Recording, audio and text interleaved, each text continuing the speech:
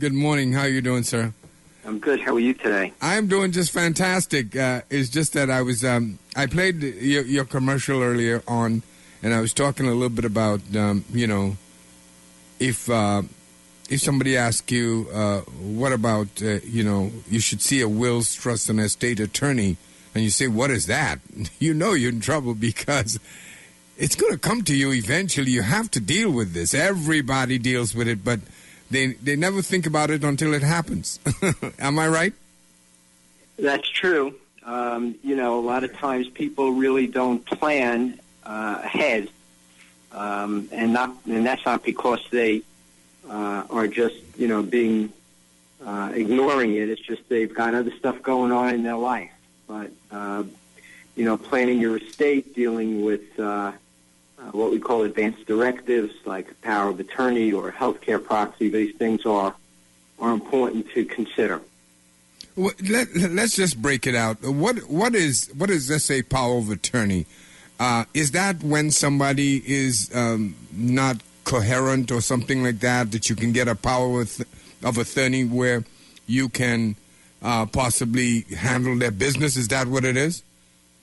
Well, power of attorney form allows you to designate someone to make certain property decisions for you.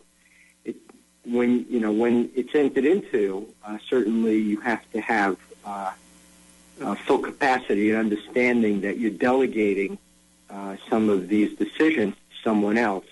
But it doesn't necessarily mean at that time or even when it's used that you don't have the ability to make those decisions. So, for instance, let's say that you are going to buy or sell a piece of real estate and you're going to be out of the country or, across the country in a different state, and you yourself can't be there to handle that transaction. You can give someone else a power of attorney to authorize them to act in your behalf. Now, the typical power of attorney that is done in New York is what we call a durable power of attorney. So the power of attorney will stay in full force and effect if somebody becomes incapacitated. And that's the whole point of this many times. So if somebody loses the ability to make these decisions, there will be someone there to do that for them. But there's a lot of planning and consideration that goes into it because there's a lot of abuse, particularly with older persons, of powers of attorney when people sign these documents and they don't really understand the import of what they're doing. And not only that, you have to make sure that the person is coherent while they're signing this document, because if they're not, it's not valid, right? Well, the question always arises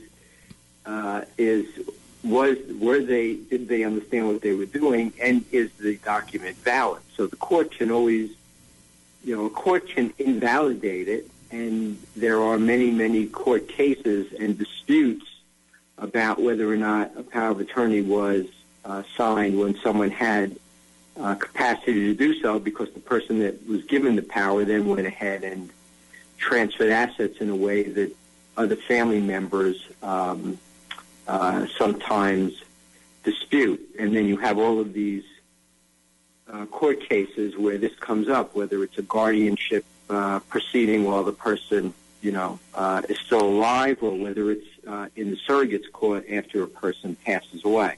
Well, let's just talk about that surrogate court. A lot of people, when you say surrogate court, they kind of just don't know what you're talking about, because not many people, talk about that on a regular basis, like if it's criminal court or family court or something, housing court. Those are popular names out there. But for a court that is going to greet people eventually, a lot of people still don't know what the surrogate court is all about, and this is divvying up the property of people when they die without some type of will, right? Isn't that basically what the surrogate court is all about? Okay, so the Surrogates Court handles all matters relating to a decedent. So it's where you go when you're going to probate a will. It's where you go when a person doesn't have a will, and you're going to ask the court to appoint an administrator of an estate. Now, the Surrogates Court handles a lot, other things, but those are the two basic areas that people would understand about the Surrogates Court. So when someone dies, you're probating a will, you go to Surrogates Court. Someone dies, they don't have a will, you need an administrator, you go to the Surrogates Court.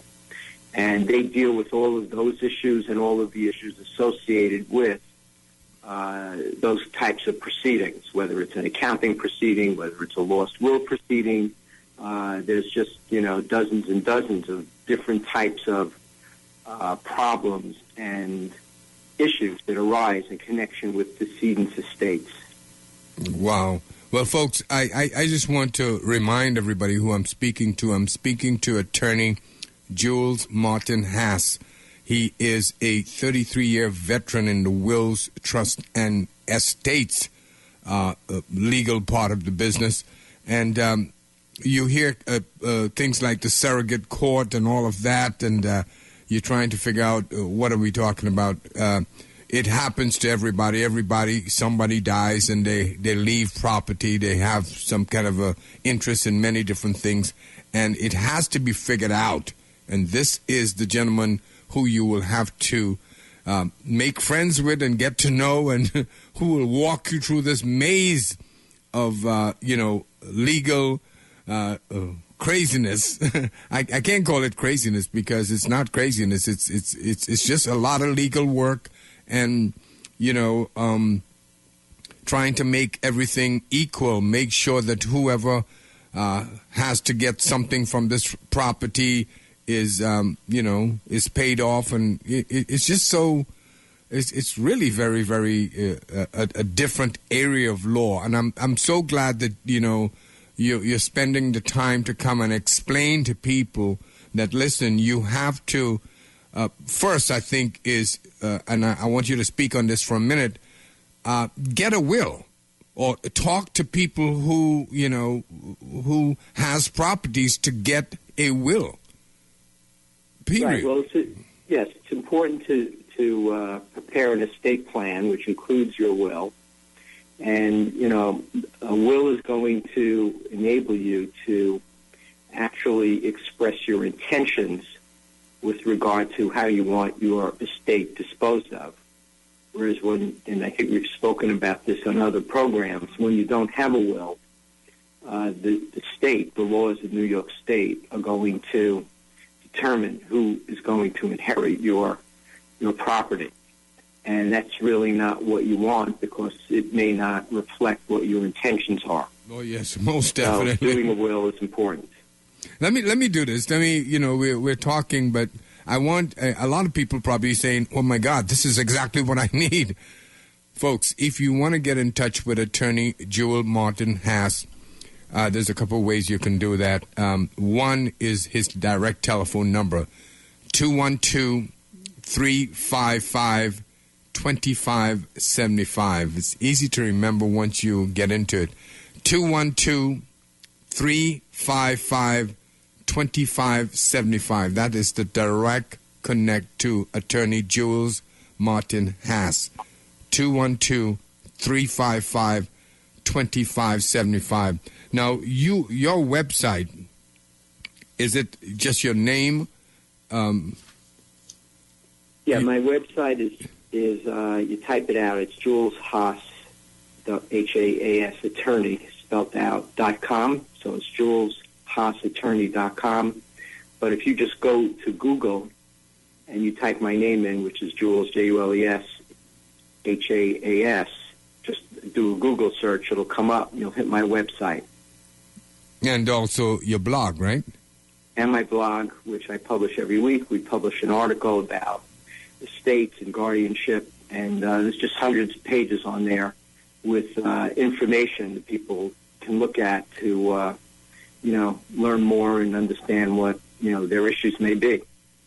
Well, I'm glad that you have all this information up because, like I know, and this is what I was talking about even earlier in the program, that you might not think that you need to speak to a wills, trust, and estate attorney, but everybody should have a meeting and some type of consultation on their estate planning, which, like the attorney just said, is part of, your will is part of that whole process.